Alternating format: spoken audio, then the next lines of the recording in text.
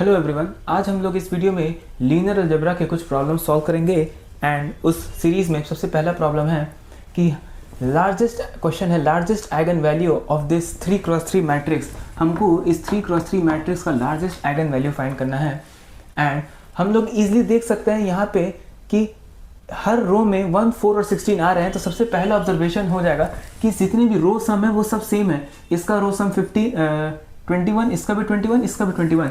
And हम लोग को पता है, हमने लास्ट वीडियो में देखा था कि अगर किसी मैट्रिक्स में सारे रो का सम कोई एक फिक्स नंबर आ रहा है, देयरफॉर वो जो फिक्स नंबर होगा वो उसका आइगन वैल्यू होगा।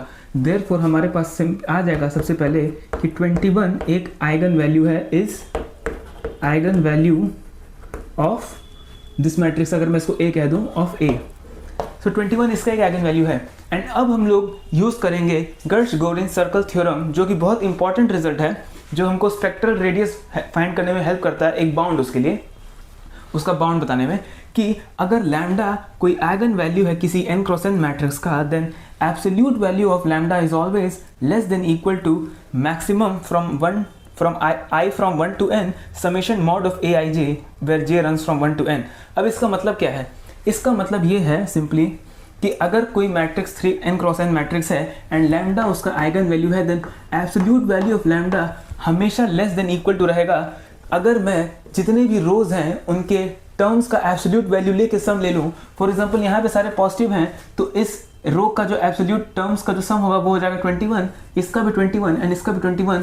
एंड सिंस इसका मैक्सिमम भी 21 हो जाएगा क्योंकि तीनों सेम है, सो मेरा जो absolute value of lambda, any eigen value of this matrix will always be less than the maximum absolute row sum, जो कि यहाँ पे है 21।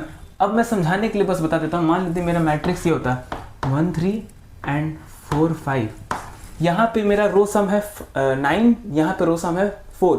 सो इस मैट्रिक्स के लिए किसी भी आइगन वैल्यू के लिए mod lambda will be less than equal to, इन दोनों में से मैक्सिमम क्या है? इसका सम है 4, इसका सम है 9, so mod lambda will always be less than equal to 9। So ये रिजल्ट बहुत इंपॉर्टेंट है, हम लोग को याद रखना चाहिए। एंड ध्यान देना है कि हम लोग एब्सोल्यूट वैल्यूज ले रहे हैं यहाँ पे, ठीक है। सो फॉर एग्जांपल यहाँ पे -5 होता तब भी मेरा ये 9 ही रहेगा। क्यों? क्योंकि 1 + 3 तो 4 है, एंड क्योंकि यहाँ पे दोनों पॉजिटिव है। एंड अगर यहाँ पे -5 है तो हम इसको -5 नहीं ऐड करेंगे, इसका एब्सोल्यूट वैल्यू लेके 5 + 4 that is mod 4 + mod 5 that is 9। So again हो जाएगा mod lambda is less than equal to 9। सो अब हम लोग को पता है कि mod lambda is less than equal to 21, पहला चीज, यानी कि एब्सोल्यूट वैल्यू ऑफ लैम्डा 21 से बड़ा नहीं हो सकता। एंड 21 एक आइगन वैल्यू है, हमने ऑलरेडी फाइंड कर लिया। सो जो लार्जेस्ट आइगन वैल्यू है वो 16 नहीं होगा, 64 नहीं होगा, एंड 21 हो जाएगा। देयरफॉर इसका आंसर है 21। सो अब नेक्स्ट क्वेश्चन। इस प्रॉब्लम में हम लोग को एक 2x2 मैट्रिक्स दिया है जिसके एलिमेंट्स हैं 1, 2, 4, 3। एंड हमको बताना है इन चारों में से ऐसा कौन सा मैट्रिक्स है जिसका जो सेट ऑफ आइगन वैल्यूज हैं इसके सेट ऑफ आइगन वैल्यू से डिफरेंट होंगे।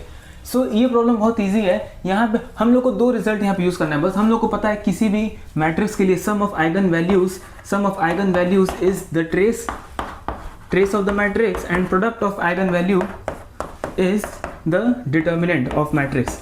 अब अगर हम लोग पहले ही सबसे फर्स्ट फिल्टर लगा के चेक करेंगे कि किन इसमें से कौन सा ऐसा मैट्रिक्स है जिसके लिए इसका ट्रेस और इसका आइगन डिटर्मिनेंट इनसे मैच नहीं कर रहा है। अब देखते हैं, इसका ट्रेस है 3 + 1 4 एंड डिटर्मिनेंट है इसका 3 × 1 - 4 यानी -5। सो इसका ट्रेस है 4 एंड डिटर्मिनेंट है -5।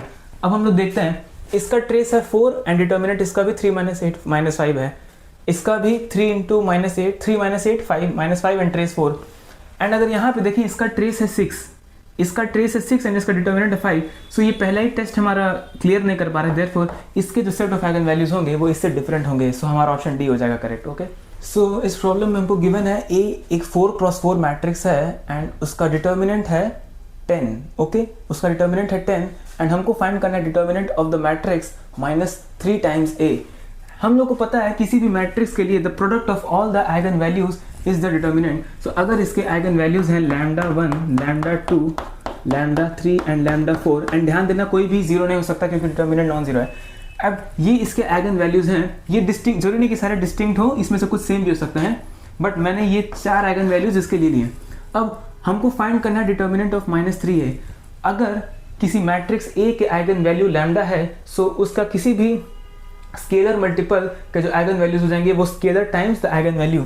फॉर एग्जांपल -3 ए मैट्रिक्स के आइगन वैल्यू हो जाएंगे -3 lambda 1, -3 lambda 2, -3 lambda 3 and -3 lambda 4। ये हमारे आइगन वैल्यूज हैं किसके? -3 ए के। एंड हमको इसका डिटर्मिनेंट फाइंड करना है जो कि इन सब का प्रोडक्ट हो जाएगा। एंड वो क्या हो जाएगा? वो हो जाएगा -3 into lambda 1 into -3 lambda 2 -3 lambda 3 into -3 lambda 4। इसको मैं लिख सकता हूँ -3⁴ lambda 1 into lambda 2 into lambda 3 into lambda 4। Okay, अब ए का डिटर्मिनेंट 10 है, यानी कि इसका प्रोडक्ट, सारों का प्रोडक्ट मेरा 10 है, देयरफॉर ये भी 10 हो जाएगा। सो मेरे पास आ गया -3⁴ होता है 81 इंटू 10, सो इसका वैल्यू हो जाएगा 810। सो इसका आंसर डी हो जाएगा। देयरफॉर ये इजीली हमने बहुत सॉल्व कर लिया कि इस मैट्रिक्स -3a का डिटर्मिनेंट हो जाएगा 310। अब नेक्स्ट प्रॉब्लम पे बढ़ते हैं। अगेन इस प्रॉब्लम में हम लोग को ए एक 4x4 मैट्रिक्स है जिसके हमको आइगन वैल्यूज दिए हैं जो कि है 1 1 -1 एंड -2, एंड बी एक मैट्रिक्स है जो डिफाइंड है as a⁴ -5a² + 5i, and हमको फाइंड करना है ट्रेस ऑफ a + b। तो सबसे पहले हम लोग को जब आइगन वैल्यूज दिया है and trace of a + b find करना है तो हम लोग तुरंत समझ सकते हैं कि हम लोग को अगर ट्रेस ऑफ a + b निकालना है, अगर हम लोग उससे पहले a + b के आइगन वैल्यूज निकाल लें एंड उसका सम ले लेंगे तो हमको a + b का ट्रेस मिल जाएगा। अब b हम लोग को दिया है एक a के पॉलिनोमियल के फॉर्म में, एंड हमको पता है if lambda is an eigen value of a then p of lambda is an eigen value of p of a, and यहाँ पे हमारा जो पॉलिनोमियल है a के टर्म्स में है। सो इस मैट्रिक्स जो ये पूरा फाइनल आएगा ये p ऑफ a है। सो इसके जो आइगन वैल्यूज क्या होंगे? इसके आइगन वैल्यूज हो जाएंगे p of lambda where lambda is eigen value of a। Okay, therefore हमको b के सारे आइगन वैल्यूज मिल जाएंगे यहाँ से, एंड देयरफॉर मेरे पास आ जाएगा b के आइगन वैल्यूज क्या आ जाएंगे? जब यहाँ पे मैं 1 पुट करूंगा तो मेरे पास आ जाएगा पहला, यहाँ पे मैं आइगन वैल्यू b लिख के अब हम यहाँ पे फाइंड करते जाएंगे, लिखते जाएंगे कौन कौन सा आइगन वैल्यू है। जब मैं 1 पुट करूंगा तो आ जाएगा 1 -5 + 5 1। सो एक आइगन वैल्यू 1। अगेन 1 पुट करूंगा तो अगेन 1 आ जाएगा। -1 पुट करूंगा तो आ जाएगा -1⁴ 1 -5 टाइम्स -1² -5 + 5, अगेन ये 1 आ गया। एंड जब -2 पुट करूंगा तो 16 - 5 × 4 + 5, ये हो जाएगा 16 - 20 + 5, ये हो जाएगा -4 + 1, ये भी हो जाएगा 1। तो इसके सारे आइगन वैल्यूज हो गए 1। हम लोग को पता है ट्रेस ऑफ a + b हो जाता है, ये इंपॉर्टेंट रिजल्ट है। Trace of a + b is equal to trace of a plus trace of b। Trace of a is sum of eigen values of a and trace of b is sum of eigen values of b। ये हो जाएगा trace of a हो जाएगा मेरा 1 + 1 - 2, and this plus trace of b हो जाएगा 1 + 1 + 1 + 1, ये हो जाएगा ये कैंसिल तो -1 + 4 विच इज इक्वल टू 3, सो ये हो जाएगा 3। सो हमने इसका इजीली निकाल लिया कि इस a + b का ट्रेस हो जाएगा 3, एंड हमने यहाँ पे दो चीज़ यूज़ किया। पहला चीज़ कि अगर a के आइगन वैल्यूज a का आइगन वैल्यू लैम्डा है, सो p ऑफ a का आइगन वैल्यू हो जाएगा p ऑफ लैम्डा, एंड उससे हमने b के आइगन वैल्यूज निकाले, एंड फिर sum of eigen values is the trace, and फिर हमने इसको trace of a + trace of b करके इसका इजीली निकाल लिया। ओके, इस प्रॉब्लम में हम लोग को डायमेंशन फाइंड करना है एक वेक्टर स्पेस का जो कि सबस्पेस है M4R का। M4R क्या है? Set of all 4x4 matrices over R, and V हम लोग को जो सबस्पेस है उसका डिफाइंड है Aij belongs to such that, means ऐसे डिफाइंड है कि Aij belongs to M4R such that summation Aij is equal to 0 where I + j is equal to k, और k जो है 2 3 4 5 6 7 8 ये सारे वैल्यूज देता है, एंड हमको इसका डायमेंशन फाइंड करना है। एंड एक्चुअली में हम लोग को ये फाइंड करना है कि ये जो भी मैट्रिसेस होंगे इसमें कितने इंडिपेंडेंट एलिमेंट्स होंगे। तो सबसे पहला टास्क हम लोग एक 4x4 मैट्रिक्स बनाते हैं। ओके, समझने के लिए ये हो जाएगा A11 A12 A13 and A14। ये करने से होगा क्या, हमको चीज़ें समझ जाएंगी कि कैसे क्या होने वाली हैं।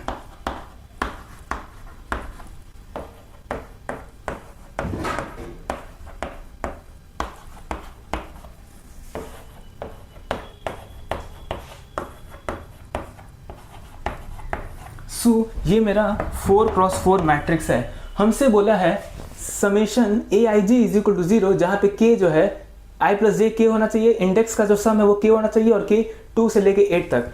अब मुझे बताइए 2, जब K 2 है सो कौन से इंडेक्स हैं जिनके लिए I प्लस J 2 होता है? वो एक ही है, वो है ये, दैट इज मेरा A11 0 हो गया। सो A11 मेरा 0 हो जाएगा। अब हम K जब 3 लेंगे तो K 3 सम कब आएगा? जब 1 2 और 2 1 रहेंगे, और किसी केस में जो सम है वो 3 नहीं आ सकता। सो इन दोनों का सम 0। अब इन दोनों टर्म्स का सम अगर 0 है तो एक एलिमेंट दूसरे वाले पे डिपेंडेंट हो जाएगा। क्यों? क्योंकि वो कुछ ऐसा हो जाएगा A12 plus A21 is equal to 0, this implies A21 is equal to minus A12, ये इस पे डिपेंडेंट हो गया। सो अब एक इंडिपेंडेंट है और एक डिपेंडेंट है। सो इसका हो जाएगा मेरे पास A21 is equal to minus A12।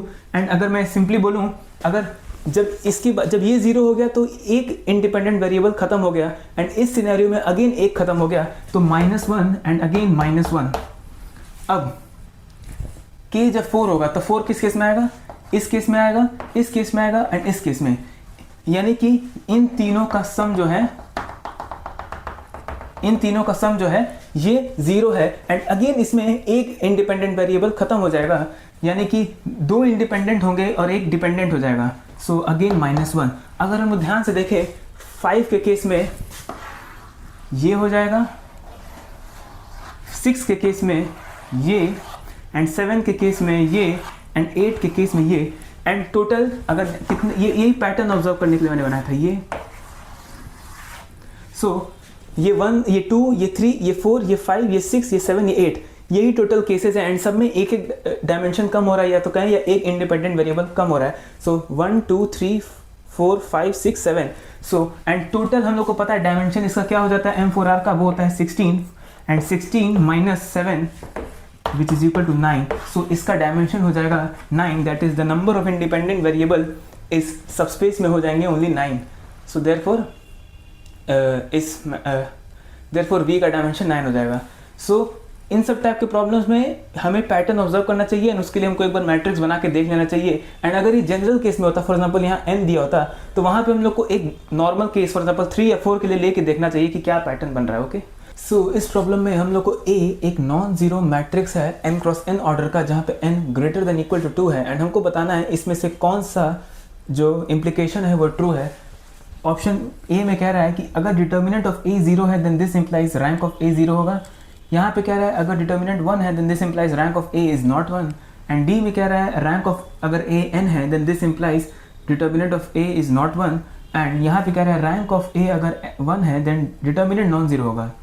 अब इन सब टाइप के प्रॉब्लम्स में जहाँ पे इतने सारे डिफरेंट कॉम्बिनेशन चेक करना है, तो सबसे बेस्ट होता है कि हम कोई एक सिंपल से एग्जांपल्स लें एंड उससे एलिमिनेट करते जाएं। पहला है डिटर्मिनेंट ऑफ A 0। अगर मैं एक मैट्रिक्स दे दूँ 2 क्रॉस 2 का, ये अब ये एक डायगोनल मैट्रिक्स है, एंड डायगोनल मैट्रिक्स में डिटर्मिनेंट होता है product of diagonal entries. So definitely इसका डिटर्मिनेंट तो 0 है, इसका डिटर्मिनेंट 0 है क्योंकि 1 इंटू 0 0, एंड रैंक इसका है 1 क्योंकि इसमें एक लीनियरली इंडिपेंडेंट रो है। देयरफॉर ये तो गलत है, ये नहीं हो सकता। ठीक है, अब यहाँ पे कह रहा है कि अगर मैं यहाँ पे ये ले लूँ मैट्रिक्स, अब इसमें इसका रैंक अगर ये 2 क्रॉस 2 है तो इसका रैंक 2 है क्योंकि इसमें 2 लीनियरली इंडिपेंडेंट रोज हैं। सो इसका रैंक 2 है यानी कि n है, एंड इसका डिटर्मिनेंट क्या है 1 इंटू 1 1। एंड यहाँ पे कह रहा है rank of A is equal to n implies determinant not equal to 1। Again हमें ऐसा मिल गया जहाँ पे डिटर्मिनेंट 1 है। सिंपली आइडेंटिटी मैट्रिक्स, किसी भी आइडेंटिटी मैट्रिक्स के लिए n ऑर्डर का उसका रैंक होता है n, एंड उसका डिटर्मिनेंट क्या होता है, डिटर्मिनेंट हो जाता है 1। सो ये तो उसका बहुत सिंपल काउंटर है। अब यहाँ पे rank 1 and determinant non zero होगा। अगेन यहाँ पे हम लोग कह सकते हैं ये अब ले लें, इसका रैंक 1 है एंड इसका डिटर्मिनेंट 0 है। सो ये भी गलत हो गया। अब यहाँ पे बोला है डिटर्मिनेंट अगर 1 है then this implies rank is not equal to 1, and ये ट्रू होगा। क्यों? ये बहुत ईजी देख सकते हैं। हमारा n जो है ग्रेटर देन इक्वल टू 2 है, और कह सकते हैं n is strictly greater than 1, ये हमको पता है। अब अगर मेरा डिटर्मिनेंट 1 है यानी कि नॉन जीरो है, एंड हमको पता है मैट्रिक्स का डिटर्मिनेंट नॉन जीरो तभी होता है अगर उसका फुल रैंक होता है। सो अगर इसका डिटर्मिनेंट 1 है, इसका मतलब नॉन जीरो, देयरफॉर इसका रैंक n होगा, and since n greater then 1 है, सो n इक्वल टू 1 नहीं हो सकता, देयरफॉर ऑप्शन सी मेरा करेक्ट हो जाएगा। अब हम लोग नेक्स्ट प्रॉब्लम पे बढ़ते हैं। अगेन इस प्रॉब्लम में हमको दो मैट्रिसेस A एंड B दिए हैं एंड हमको बताना है इसमें से कौन सा ऑप्शन करेक्ट है, एंड इसमें भी बहुत सारे ऑप्शन है। For example rank of A plus B के लिए क्या क्या ट्रू है, फॉर एग्जांपल कि क्या rank of A plus B is equal to rank of A plus rank of B, या फिर वो उनका मिनिमम होता है, या फिर it is less than equal to rank of A plus rank of B, या फिर वो maximum of rank of A या rank of B। And again इन सब टाइप के प्रॉब्लम्स में हम लोग को सबसे बेस्ट होता है ऑप्शंस को एलिमिनेट करना, एंड उसके लिए हमको थोड़ा प्रैक्टिस चाहिए ताकि हम अच्छे काउंटर्स ढूंढ पाएँ। अब अगर हमको ये देखना है कि rank of A plus B is equal to rank of A plus rank of B होगा कि नहीं। अब हम लोग से काउंटर चाहिए तो हम लोग छोटे n के लिए लेंगे, n इज इक्वल टू 2 के लिए मैं A अगर ले लूँ 1 0 0 -1, इसका रैंक है 2, एंड B को ले लूँ अगर मैं -1 0 1, इसका भी रैंक है 2, ठीक है, दोनों लीनियरली इंडिपेंडेंट रोज है इसमें भी। सो इसका रैंक है 2, इसका रैंक है 2, A प्लस B क्या है, A प्लस बी हो जाएगा 0 0 0 0, एंड A प्लस बी का रैंक है 0, एंड A का रैंक है 2, B का रैंक है 2, so 0 is not equal to 2 plus 2, so ये तो नहीं होगा। अब हम लोग देखते हैं क्या इससे बाकी कोई एलिमिनेट हो रहा है कि rank of A plus B is minimum.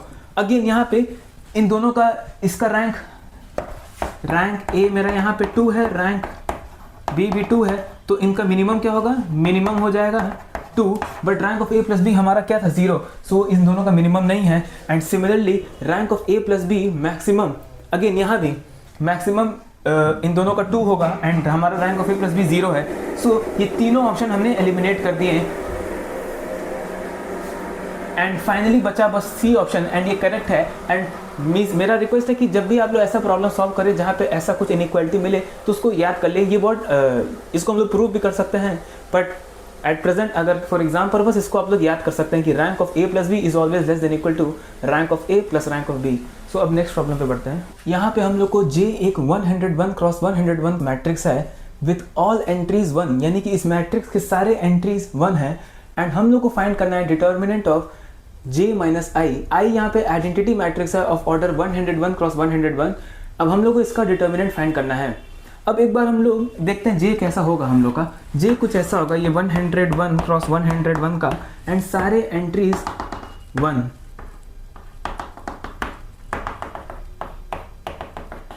सारे एंट्रीज इसके 1 है, okay.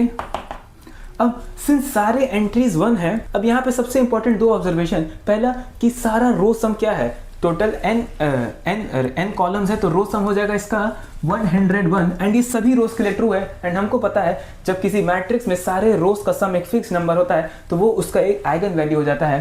So lambda 1 is equal to 101 एक आइगन वैल्यू है मैट्रिक्स J का, ठीक है।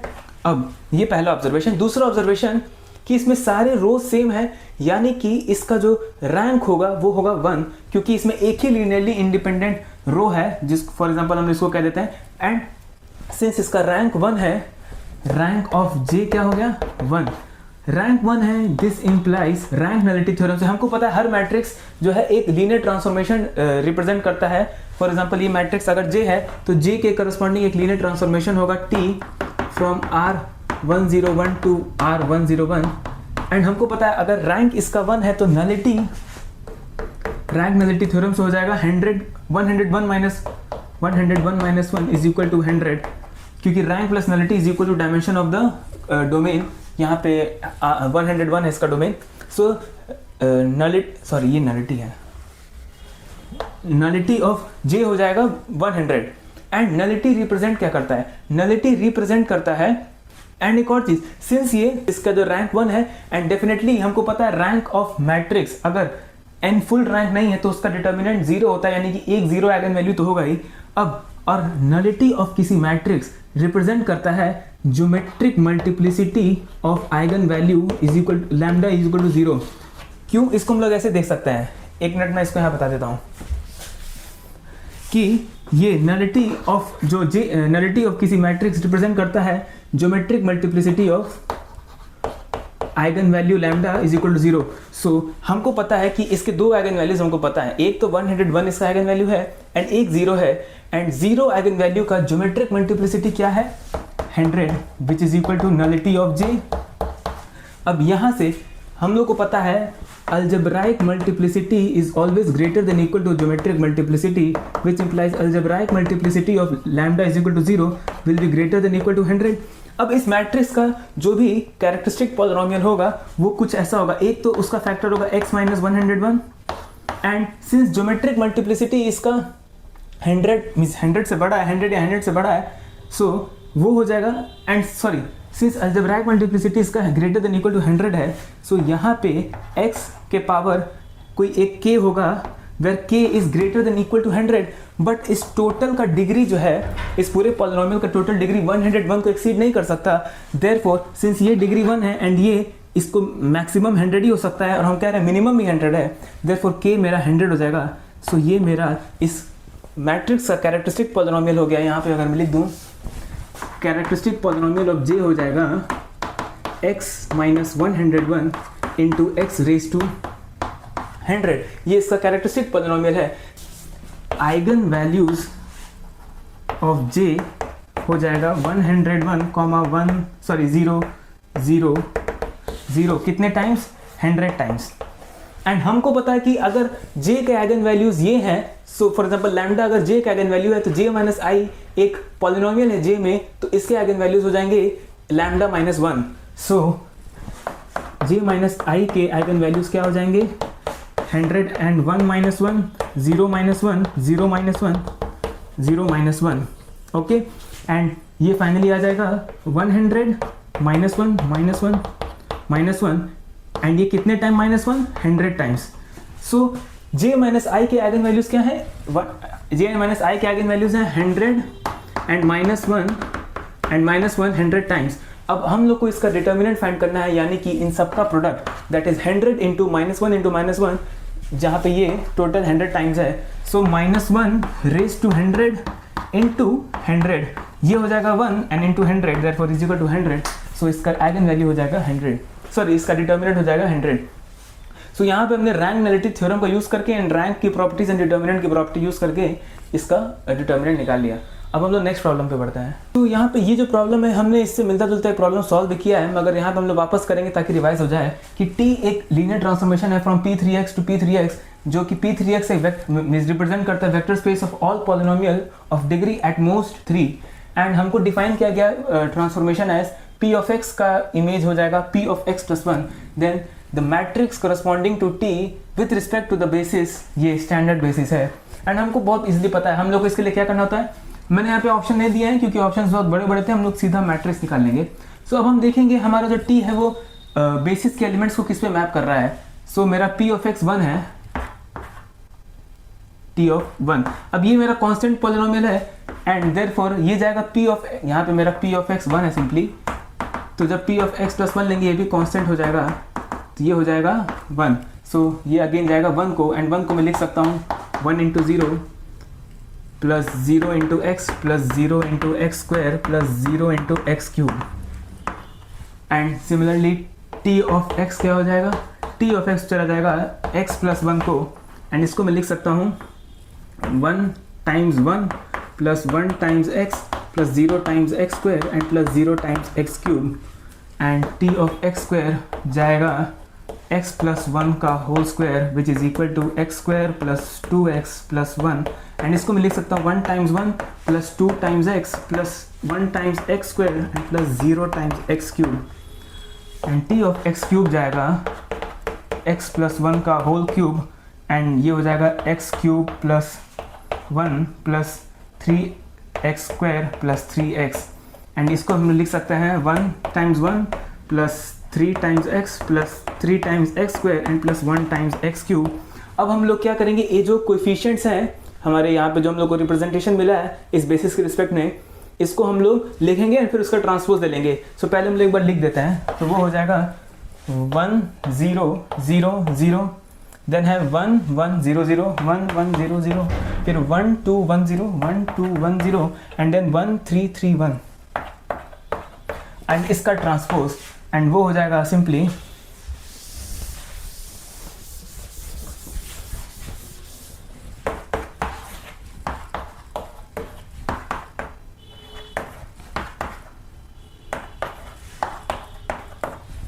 सो ये इसका हो जाएगा मैट्रिक्स रिप्रेजेंटेशन। अब हम लोग नेक्स्ट प्रॉब्लम पे बढ़ते हैं। यहाँ पे हम लोग को दिया A एक 3x3 रियल स्क्यू मैट्रिक्स है एंड इसका एक आइगन वैल्यू है 2i, then one of the eigen value of A क्या होगा। अब हम लोग यहाँ पे देखते हैं skew symmetric matrix. Skew matrix होता क्या है कि वो होता है Aij is equal to minus AJi, and यहाँ से हम लोग सबसे पहला ऑब्जर्वेशन करते हैं कि अगर मेरे डायगोनल एंट्रीज की बात करें that is Aii is equal to minus Aii, so this implies Aii is equal to 0, यानी कि सारे डायगोनल एंट्रीज जो होते हैं वो मेरे 0 होंगे। एंड डायगोनल एंट्री अगर मेरे सारे 0 हैं सो पहला observation trace of this matrix always 0। सो ये रिजल्ट हम लोग याद कर सकते हैं कि स्क्यू रियल स्क्यू मैट्रिक्स का जो ट्रेस होगा वो 0 होगा, पहला चीज़। अब 2i इसका आइगन वैल्यू है, तो जब भी आइगन वैल्यू एग्जिस्ट करते हैं कॉम्प्लेक्स आइगन वैल्यूज तो वो पेयर में एग्जिस्ट करते हैं। तो अगर 2i आइगन वैल्यू है देन माइनस 2i भी आइगन वैल्यू होगा। एंड ये हम लोग बहुत ईजिली चेक कर सकते हैं, कैसे? क्योंकि इसका जो कैरेक्टरिस्टिक पॉलिनोमियल होगा उसको रूट अगर 2i है तो हमको पता है रूट्स हमेशा कॉम्प्लेक्स रूट्स हमेशा पेयर में एग्जिस्ट करते हैं अगर कोएफिशिएंट्स मेरे रियल है तो। सो देयरफॉर अगर 2i इसका एक आइगन वैल्यू है तो माइनस 2i भी उस कैरेक्टरिस्टिक इक्वेशन का रूट होगा। एंड सिंस दो आइगन वैल्यू मेरे ये हो गए, अब अगर मेरा तीसरा आइगन वैल्यू यहाँ पे 2i ऑप्शन में नहीं है तो अगर मेरा तीसरा आइगन वैल्यू लैम्डा है सो मुझे पता है 2i plus minus 2i plus lambda क्या होगा 0, क्योंकि सम ऑफ आइगन वैल्यू 0, ये ऑलरेडी 0 है, therefore lambda is equal to 0 इसका एक आइगन वैल्यू है, therefore 0 is another eigen value of A। Okay, इस पर्टिकुलर सेशन का ये लास्ट प्रॉब्लम है एंड इसको मैंने थोड़ा इजी प्रॉब्लम लिया है ताकि इजी नोट पे वीडियो एंड हो। यहाँ पे हम लोग को एक 3x3 मैट्रिक्स है A एंड हाँ A डिफाइंड है, ये मैट्रिक्स ये एक्चुअली में अपर ट्रायंगुलर मैट्रिक्स है एंड रेज टू 20 ये पूरा A है। हम लोग को ट्रेस ऑफ मैट्रिक्स फाइंड करना है। अब मैं क्या करता हूँ, मैं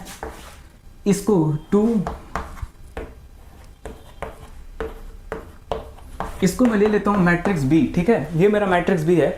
अब इसके आइगन वैल्यूज क्या होंगे, सिंस ये अपर ट्रायंगुलर मैट्रिक्स है इसके eigen values simply diagonal entries हो जाएंगे। सो B के आइगन वैल्यूज हो जाएंगे 2, 2 एंड 3। सो B स्क्वायर के आइगन वैल्यूज क्या होंगे, B स्क्वायर के आइगन वैल्यूज हो जाएंगे 2 square, 2 square and 3 square. Similarly B raise to 20 के आइगन वैल्यू क्या हो जाएंगे 2 raise to 20, 2 raise to 20 and 3 raise to 20।